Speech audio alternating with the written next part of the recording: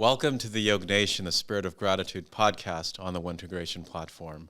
Hello, friends. My name is Yogesh Patel, and this podcast focuses on bullying, self-awareness, and our inner spirit, inviting high-profile guests to share their experiences on these relevant topics.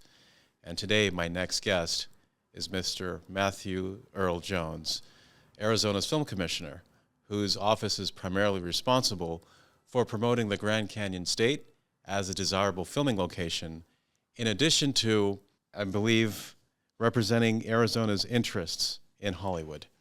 In a career that has spanned nearly 40 years, if I'm not certain, Yep. Okay. Behind the camera, Matthew has produced global, award-winning documentaries and commercials, working with the likes of Queen Latifah, Ray Charles, and Leonardo DiCaprio, as well as working with brands such as Home Depot, Porsche, Toyota, Honda, and the list goes on. Quite impressive. And as you may have guessed by his last name, Matthew is the younger brother of the late actor and cultural icon, James Earl Jones. With gratitude, welcome to the podcast. Thank you for having me. Thank you. Sorry to hear about your brother's passing. Thank you. How's the healing process coming along? It's a slow process. Okay. You know, I think one of the things when you have a relative who's a public person is you have to kind of put your grief aside and kind of comfort others. I mean, there's been a great outpouring, not only from people who know me, but people who knew him. I think probably the most telling was a friend from Netflix said, "We feel a great sense of loss, and we only knew him on the screen." Wow. So I think who he was as a human being came through his performances, and obviously a very talented actor, Sure. but a very kind and humble man. Would have been an honor to know him, but I guess the saying, the greater the love, the greater the loss. That's a great way to put it, yeah. Yeah. I didn't make it up either way. Well, you could claim it. I actually heard it from Brad Pitt. There you go. There you go.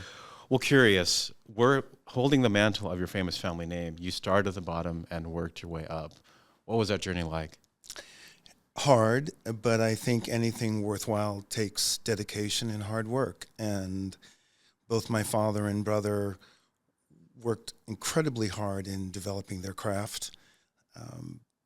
And so I think that's, sometimes you can get there faster, and luck often has a part to play in that. But I think if you want to learn your craft, there's no substitute for hard work. And I've always taken that very seriously, representing the family name and what I do on the same level of what they did. Right. Did nepotism not come into play? Because I know that you worked your way up, but just curious if that... I think people, nepotism is a double-edged sword. Okay. I think that people definitely were kind, and there were some opportunities. But when I started, it was a buddy of my music manager who was a commercial producer. And when I got ripped off in the music industry, he said, "Well, if you want to stay in LA, I can hire you as a production assistant." Mm-hmm. So I started off at the bottom. And I remember one time I worked on a Bell Atlantic commercial where my brother was the star. And I was out sweeping the parking lot when the agency showed up, and he called me into his trailer later and he said, "I hear you were sweeping the parking lot." I go, "Yeah." And he goes, "Why?" I said, "Because I'm a production assistant." And he kind of thought and he nodded. He said, "Great." So, I mean, he worked incredibly hard. Sure. And so out of respect for the efforts my father and brother put into it and my own reputation, I try to do the best I can. Right. And experience often helps you do that. That was just reminds me, hard work is honest. Mm-hmm. And I think it's underrated in today, but I think really if you want to have any kind of staying power, it helps if you put in the work. Yeah. So. And again, you never once took advantage of the family name? I had been a corporate executive, and when I quit corporate management, I didn't quit to see if my family had the juice to get me a job. Okay. Because I knew they did. I quit and entered into something I loved to see if I had the ability to succeed in a very difficult business. And so I'm very proud of the accomplishments of my family, and I try every day to honor those and do my best to carry that legacy. But for me, and this may be ego, it wasn't about could they get me in, was could I do the work. Right. And it was funny, I was at Raleigh Studios where they were filming the Bell Atlantic spot, and friends of mine were in the crew, they came out and they said, oh, come in, say hi to your brother. And he went to everybody in the agency and said, he's working with us tomorrow, and I didn't get him the job, And I finally said, they know you didn't get me the job. If you got me the job, I would have been a second AD sitting in your trailer. Right. I wouldn't be sweeping the parking lot. So I guess there's that sense of pride in, I think so. in what you do.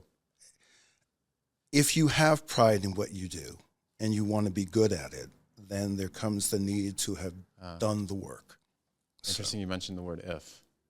That leads me to the next question. Encountering the bad apples in Hollywood, what did you learn about your inner spirit dealing with these people? Well, there's good and bad people in every industry, and I met a lot of wonderful people in the industry who were very helpful to me. I think you tend to learn the most from your failures. Okay. And you tend to learn the most from people who are not as welcoming to you as you would like. And I think that really tests your resilience and your desire to really do it. If it's easy, I don't think you appreciate it as much and you don't work as hard. Right. Was there an example? Without naming names, of course. On my first job, I was very green, and I was picking up a truck, and I'd never driven a truck before. And they called out, and they said, we have a truck for Matthew Earl Jones. And a guy next to me said, are you related to James Earl? And I said, yes. And he goes, well, why are you here? I said, excuse me? He goes, well, you should be on one of his projects, and why are you taking a job for somebody who's trying to work their way up? And I really didn't know what to say, and the woman behind the counter said, why don't you be quiet? Maybe he's trying to do it on his own. And we've been friends for 34 years. I think what I learned, and I got this from my father, is that unless you directly confront someone, if people have a notion about you based on who you are or how you look or anything about you other than truly who you are, sure, it speaks more about them than it does about you. So one more time, that's really important. Could you? So if people don't like you because of your religious beliefs, your ethnic belief, your ethnicity, anything like that, you don't have control over that. So it usually says something about them than about who you are. And I try to remember, it doesn't mean it's not painful. Sure. But I would try to, my father went through a lot. He was born in 1904 in the South, in Tunica, Mississippi, when it was the poorest town in America. And he told me some of the things he had to endure. And he was not bitter.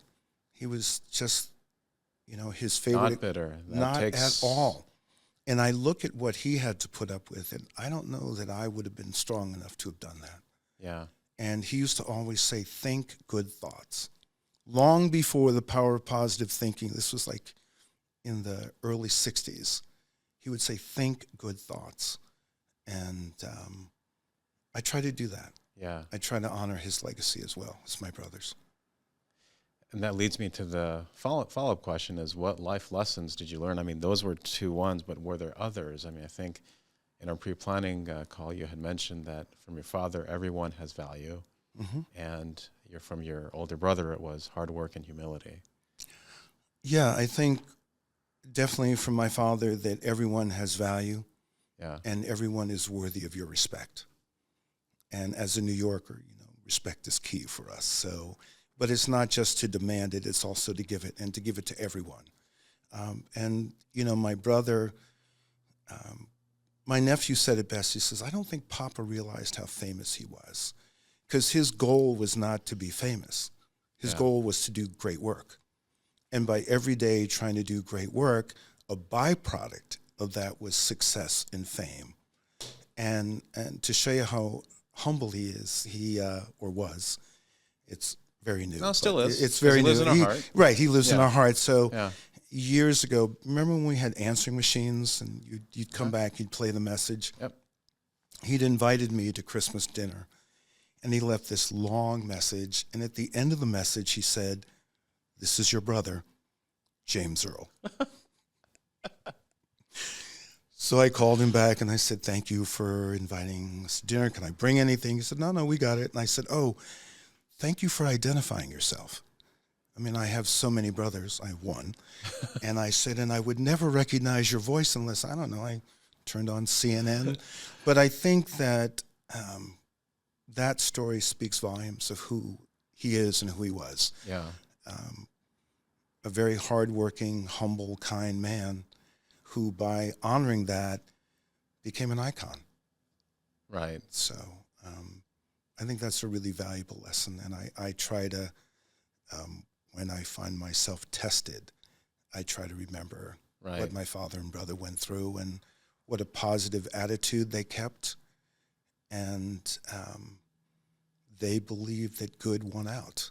And I think so that's a try to do universal that. truth, because that's something that I try to impart with the listeners. I always like to say that for a person that's listening in the quiet corner of the room, hearing these stories that hopefully can get a person to be inspired, to be educated, to be entertained, that's exactly what the ethos of this gratitude podcast is about. Whether, no matter the age, profession, ethnicity, background, we're all connected from a humanity standpoint. Without a doubt, I believe we have much more in common than what separates us. Yeah. And I think, it may sound a little corny, I think, but if we kind of acknowledge that spark of the divinity in all of us, Yes. Yeah. I think that's where true greatness comes from. My father. Tell me more. I'm curious. You know, my father and brother always believed in win-win. Okay.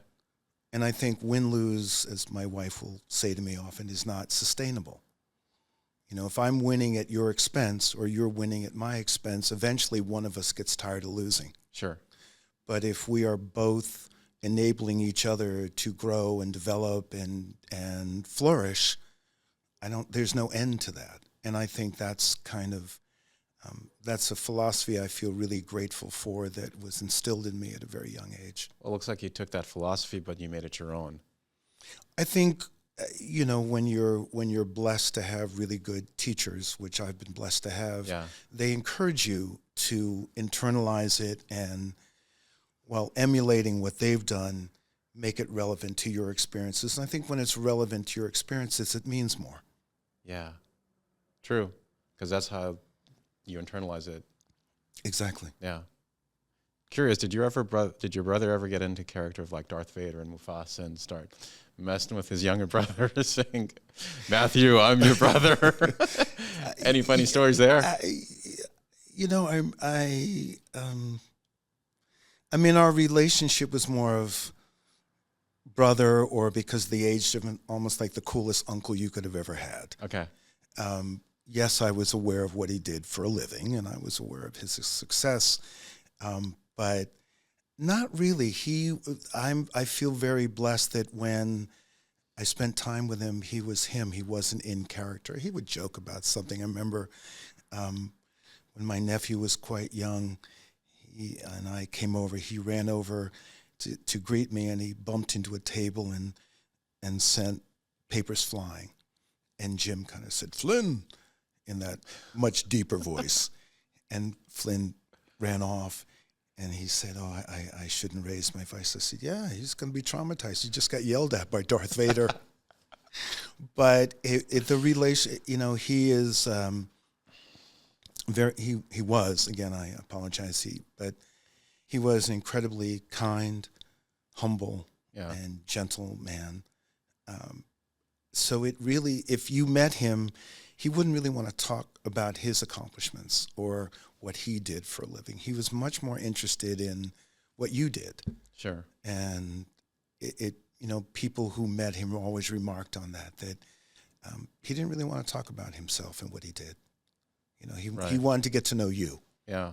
So. Well, let's flip this back. I want to know more you. I want to get to know you more. So curious, you spent a lot of time in working on Japanese commercials. I did. Yeah. I did. What'd you learn about their culture, and how does that translate into that sign right there in terms of gratitude? You know, I found I learned my view of what a producer was working for the Japanese. Uh-huh. I found that in their society, everybody works. We did a commercial out in the Valley of Fire with Leonardo DiCaprio, and we had built something, built some props, and we burned it, and then we'd hired a crew to clean it up, and we moved to the next location. And we got a call that they hadn't done a good job, and we were going to be charged a cleaning fee of like $5,000. So, you know, if you prep the job well, there's not a lot for producers to do on the set. The rest of the crew is working. They're actually have the skills and the trades. So I said, well, I'll go back. I'll clean it up. And the client who was... Yeah. Okay. And the client who was like one of the senior executives of Honda worldwide in a black suit said, I'll go back with you. Wow. And I'll never forget, you know, as I was shoveling up burnt embers, he was holding the bag. That's incredible. Having been an agency guy and a client guy in the American system, that would have never happened. And when we got back to set, there was a whole different attitude. Because I think when the crew sees not so much the producer, but the client, the guy who is signing everybody's check in a suit, being willing to do very menial, dirty, hard work in 110 degrees, it's hard to goof off. Sure. And I think the greatest compliment I ever got is Mr. Katsurayama said to me once, I was beyond Japanese, and nobody works harder than the Japanese. So I would not say I was beyond Japanese. I was just trying to keep up.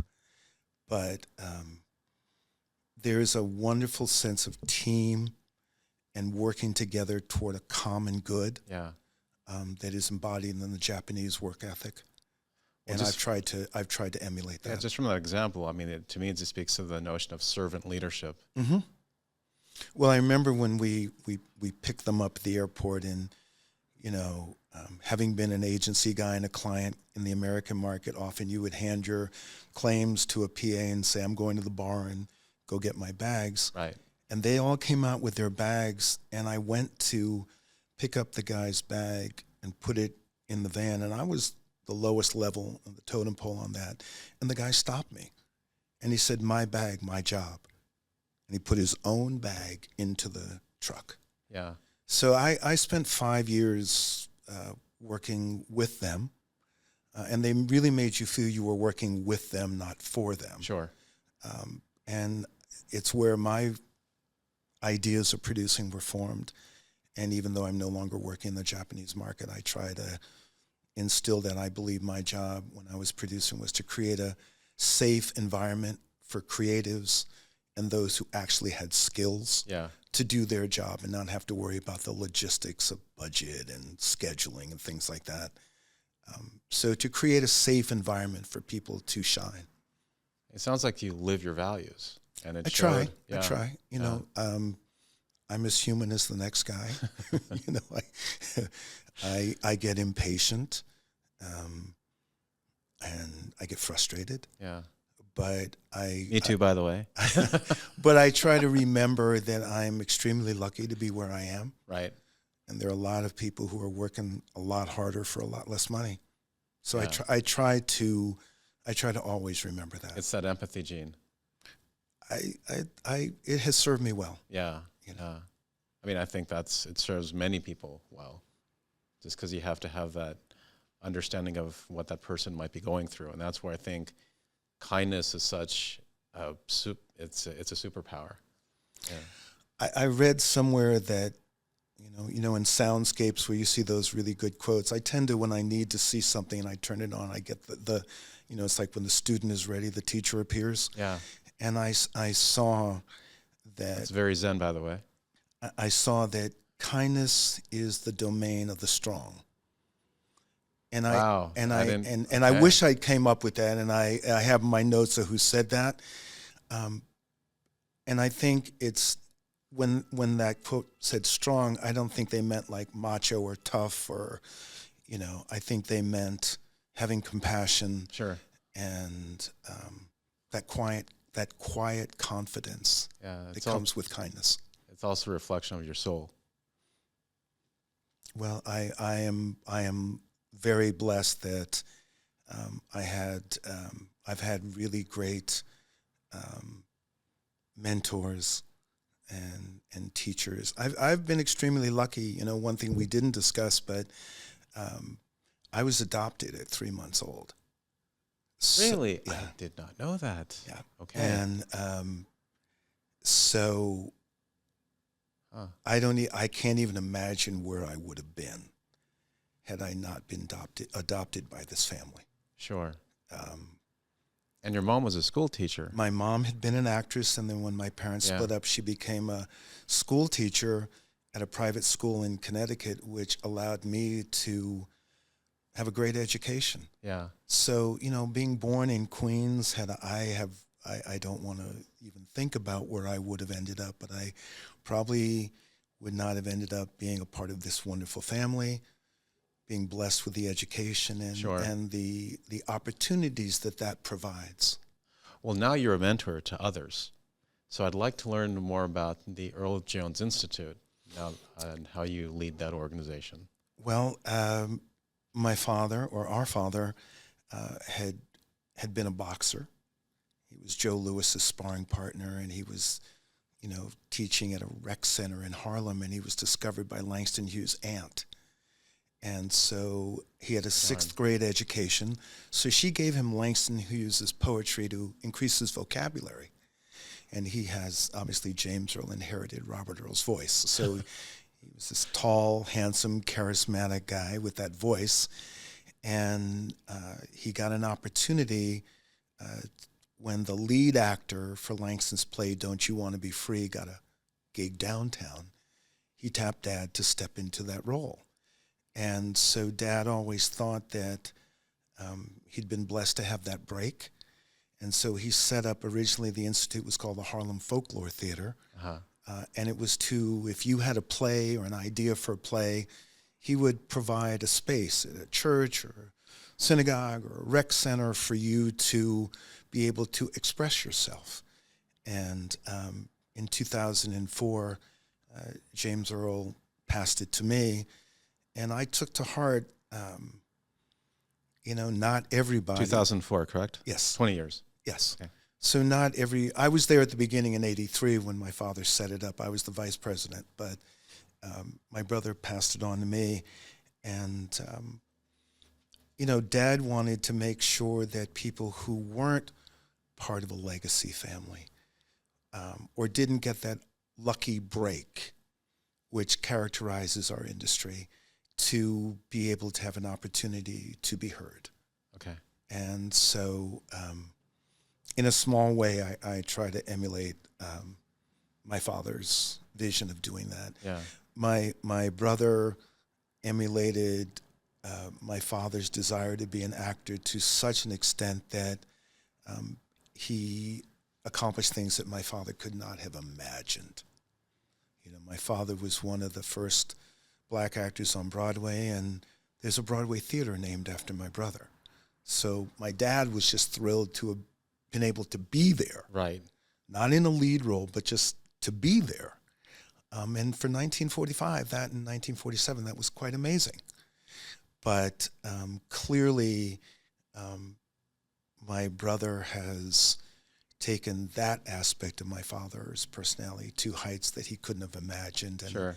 not only did I not have a burning desire, but between the two of them, those are pretty long shadows to try to get out from under. So, Yeah. But you stand on your own now. I found my place behind the camera. Yeah. Yeah. And being of service and empowering others comes naturally to me. Right. Not sure how or why, but I embrace it and try to do that wherever possible. Well, you've discovered those gifts. Right.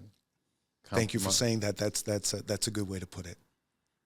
How else would it have been said? Well, I think it's a way of honoring my father. Sure. Which I think is, you either follow in your father's footsteps or you honor them. Right. Yeah, I mean, I can attest for myself with, my dad came on the student visa in 1970, worked his way to become a PhD in horticulture and soil science. Wow. Started a nursery back in California selling to what is almost like a Home Depot. Mm-hmm. And I always like to say that's where I get my value system from, that hard work and humility. Again, casting a long shadow. He did a lot to the community. He still does. When my mom recently passed away, spreading her ashes in India, reunited with my dad, who was 85 now, along with my brother and sister.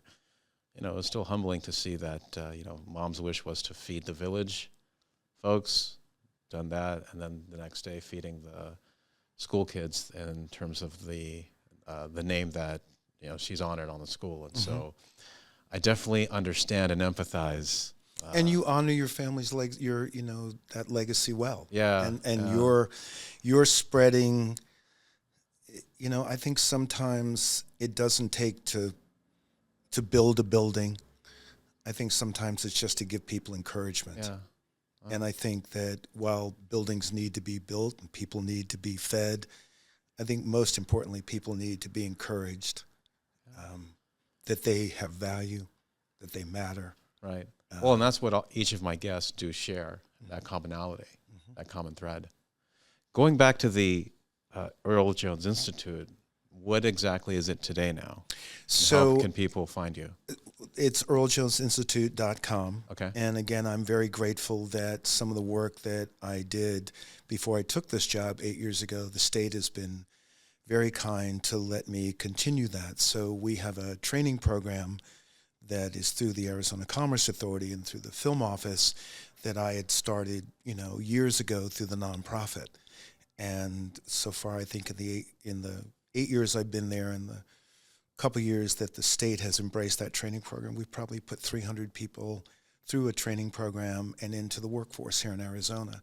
So I feel very lucky and blessed that, part of my job is obviously, as you said at the beginning, promoting Arizona, bringing film production here. Right. You can't do that if there's not a labor force. If everybody has to bring everybody from another state, we're not as competitive as if you can find good talent here. True. So part of my job is to work on building the infrastructure.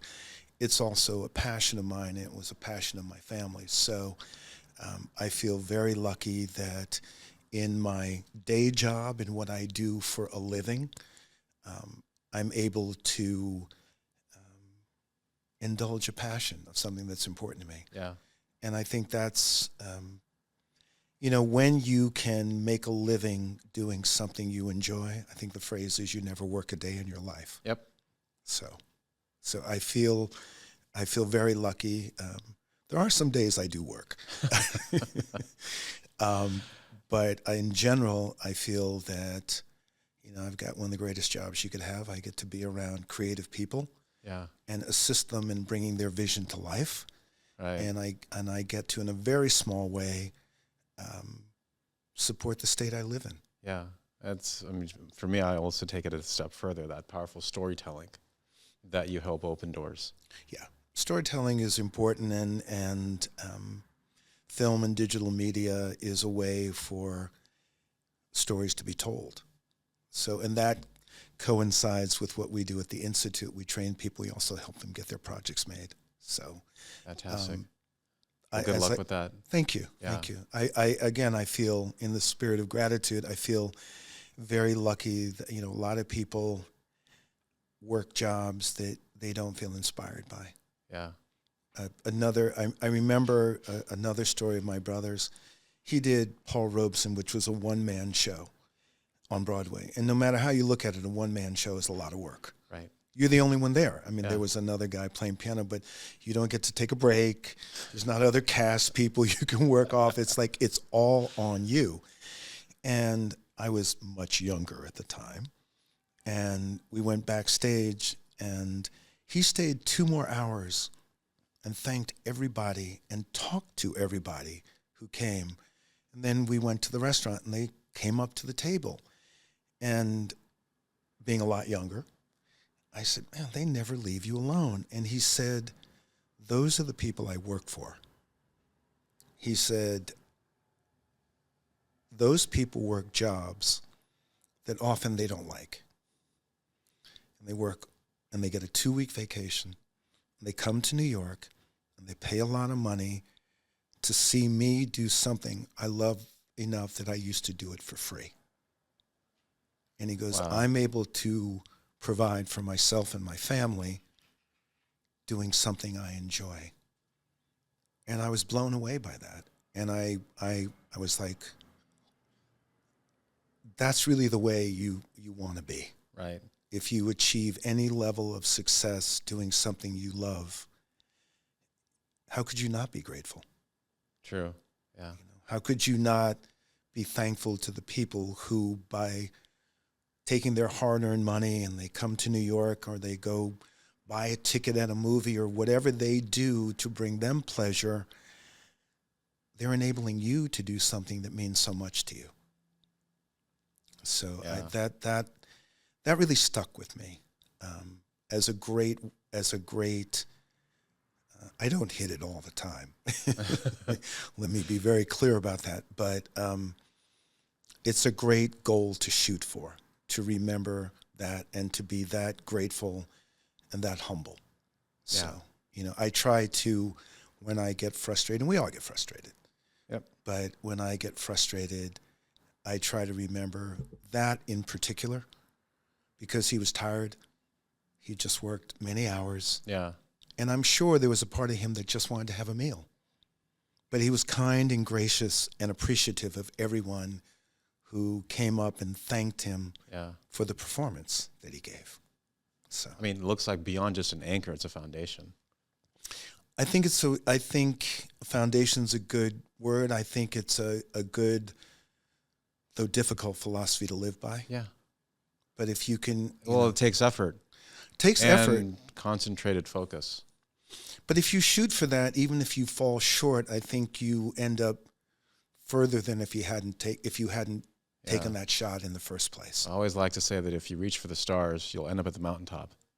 My father used to say, if you reach for the stars and missed, you'll at least end up in the clouds.